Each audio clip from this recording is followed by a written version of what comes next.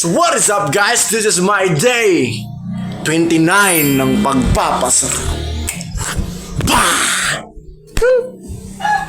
So ito na naman guys, nandito na naman tayo guys. So ito na naman, panibagong video, panibagong vlog na naman to guys. So ito na guys. So kakagising ko pa lang dito, syempre inuna ko agad yung aking mahiwagang creatine para ma-maximize natin yung buhat natin sa gym. At para makapagbuhat tayo ng mga mabibigat guys. Yung dati na hindi natin makaya na pagbuhat is mabubuhat na natin. At para ma-enhance yung ating performance sa gym at makapag-recover tayo ng mabilis guys. Ito yung tulong ng creatine guys. Sa mga nagtatanong guys, ilalagay ko sa comment section yung link. I-click nyo na lang. Yon. So yun guys, uminom ng tubig. At syempre guys, kapag tumitake kayo dito is kailangan nyo ng sapat na tubig, maraming tubig sa katawan nyo guys. At katapos ko mag-take ng creatine guys is nagbado kasi ako.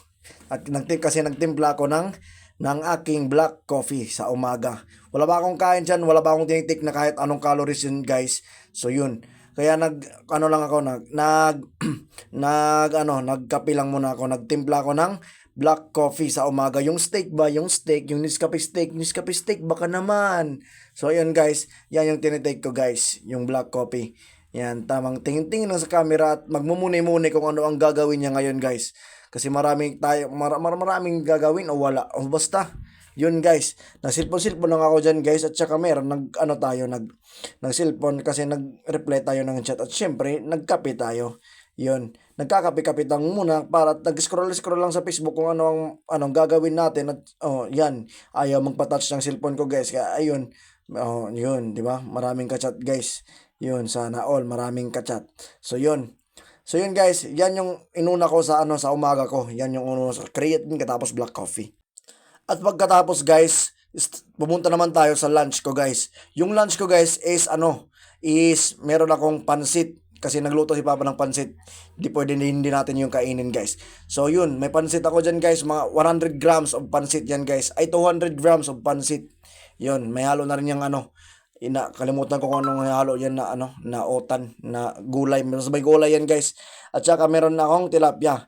Yan guys, 200 grams of pansit bihon. At saka meron akong tilapia guys. Yan yung kinain ko ng lunch. Yan yung lunch ko. Tapos tingin-tingin lang sa camera. So pa-comment sa comment section guys kung ano yung lunch nyo kanina guys. Kung anong lunch. Kasi bawal daw yung yung karne. Kaya nag-isda lang muna tayo. Yan guys. At ngayong apunan namin guys, yung dinner namin guys, ito, nagluto ako ng manok na may repolyo guys. Kaya yun, yan yung finished product guys. Meron akong repolyo dyan guys. Repolyo na may chicken breast. Kaya meron akong carbs na white rice na 100 grams at saka 100 grams din na pansit. Yan guys, para balance 200 grams total yan guys. Pero yung calories din guys is magkaiba. Yan, tsaka nag-take na rin ako ng aking linoto na chicken breast na may repolyo. So yun guys, yung kinain ko ngayon guys. Yan yung dinner ko. So kung umabot kayo dito sa video guys, may follow na lang ako guys. Pa-like na rin at share para mas makatulong at makamotivate din sa ibang mga tao guys. Yung ginagawa nating pagda-diet guys.